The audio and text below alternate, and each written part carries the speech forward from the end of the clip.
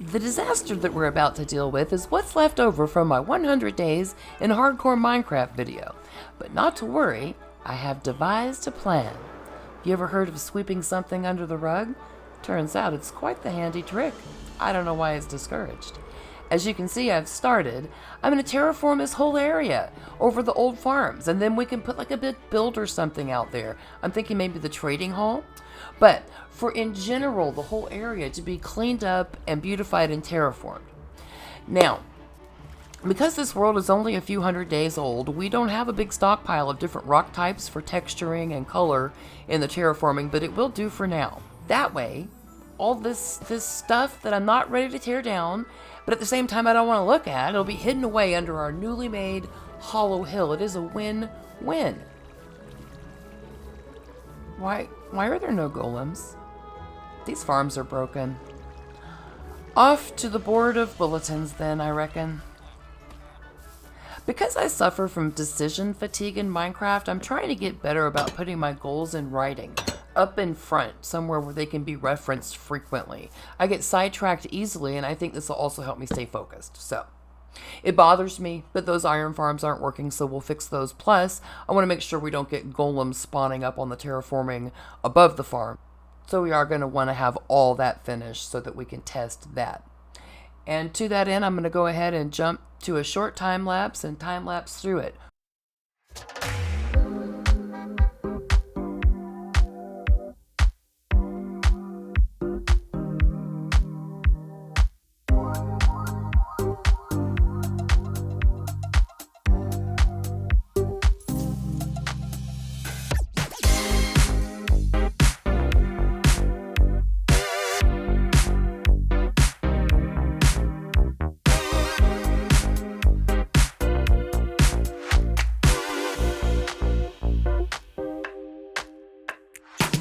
Like I said, we'll be able to add texture and colors later. Let's fix the farms. There's only a few reasons iron farms break. One or all of your villagers die, your zombie dies, or another golem has spawned within a 16 block radius of your villagers. Mine is broken because these guys keep despawning for some reason, I don't know why. All I'm really interested in at the moment though is getting the golems to spawn to make sure they don't spawn on the roof. We'll build a much bigger iron farm later. Okay, a thing has happened, and I believe my life was spared due to the presence of train tracks.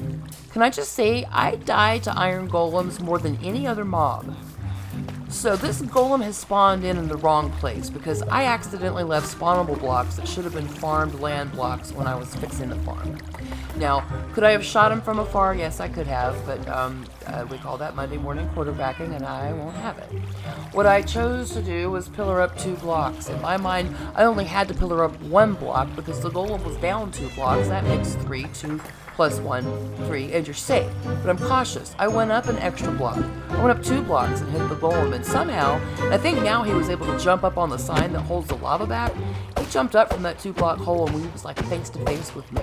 For who knows what reason he didn't swing at me. I believe the railroad tracks kept him from coming more towards me. So, but believe me when I tell you it took a while for my blood pressure to come down after that. Anyway, stupid iron farms are fixed. Now, something I want to do is mess around with the auto crafters. And I think a good first project will be to connect our iron farm outputs to some auto crafters and just craft the ingots into blocks. I don't think we'll get to that project today, but it's something I definitely want to do. Something we really should do today is tear down those 2 villager huts, the house, and the weaponsmith shop. But one of those buildings is full of double chests of rocks, and we have 0 storage for anything, so we will need to set up a temporary storage down here in this basement. While I'm tearing these down, instead of a music time lapse, I thought I'd talk to y'all about plans for the world. So the reason I'm covering up these early farms and making things look nice in this area instead of just moving on to another like uncorrupted area, besides having built the nice house with the copper roof, this area is geographically exactly what I want to do a long-term project, which is going to be like an over-the-water cliffside village with terraces and swooping walkways and hanging bridges and post and pier houses.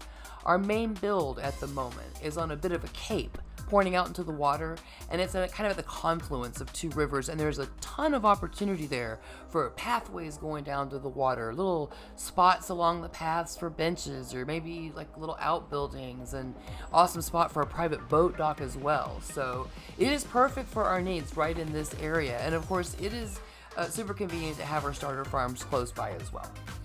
Alright, I want to do some mining for tuff. The new tuff bricks are one of my favorite blocks, and I plan to use it a whole bunch. Besides tuff, I want a bunch of other rocks as well, so that we can get the details done on our terraforming. Now, the way I've laid out this temporary storage is with wood generally on one side, rocks generally on the other, and blocks like functional blocks or natural blocks. They have homes that are kind of sprinkled throughout. I don't know if it's the most well laid out storage room, but it will do. It will do. One thing, I'm not afraid to change things up as we learn new and better ways. So.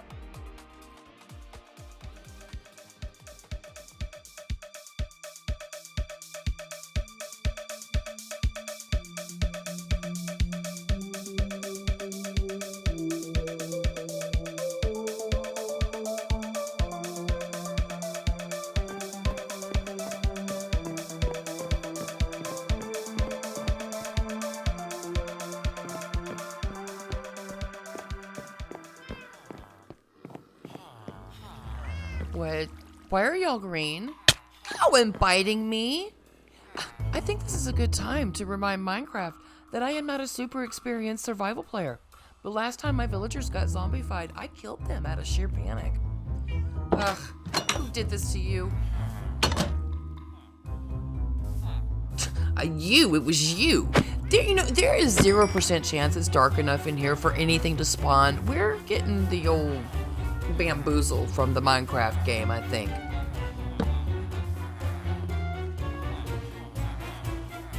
We can light it up more, but there has to be a light level of 0 for mobs to spawn, and none of this looks like a light level 0, right?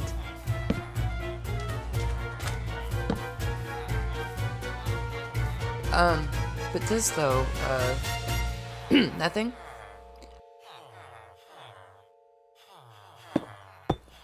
Alright, well, our priorities have changed. We didn't plan for our primary iron guys to get zombified when we were prioritizing on the old bulletin board, but that's okay, we can improvise.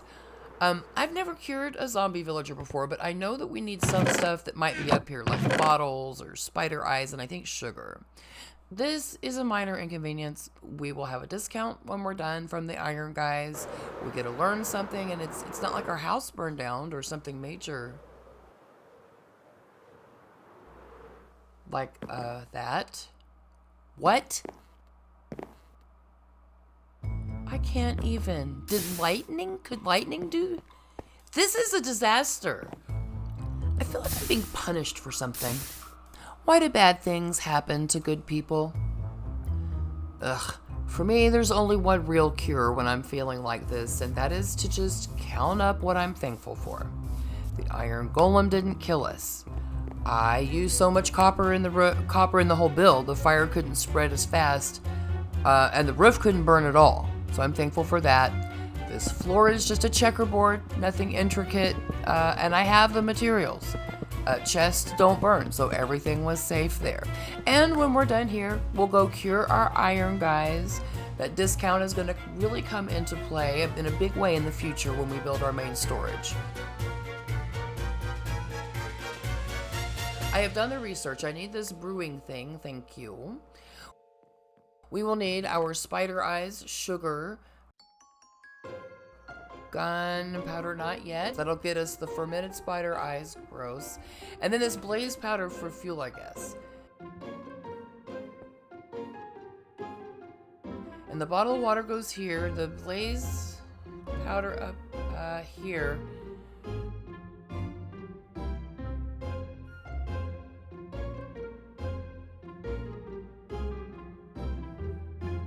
Do I need empty bottles for the potion to go into? I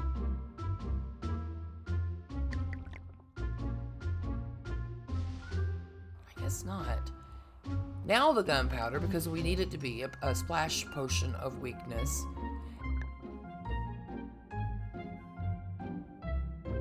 And now we need gold. This is very expensive, and I hope it's worth it. In a tragic yet classic Lizzie being Lizzie incident, we lost the footage of my first ever zombie cure. But lucky for you, and for me, and for everyone, we do have 3 more. When I did this at first, I was just eating the golden apples at the zombies, and then they weren't doing the thing. So I had to research, and it turns out you can't just throw the apples at them. They won't eat them. You have to force feed them by clicking the use button. So learn something. At first, I didn't know if it was going to work at all because of how long it was taking as well. Plus, his particles were turning yellow or gold, but not red. I thought they were supposed to turn red. Did more research, said to put this bed nearby, maybe to remind him of his cushy human life and encourage him to change faster. It did work. And so, he changed, I don't know, faster. But as you can see, that is unfortunately all we have time for today. But thank you guys so much for coming to my video. And come again, hang out with us. We have a lot of fun things on the horizon. Talk to you guys later. Bye now.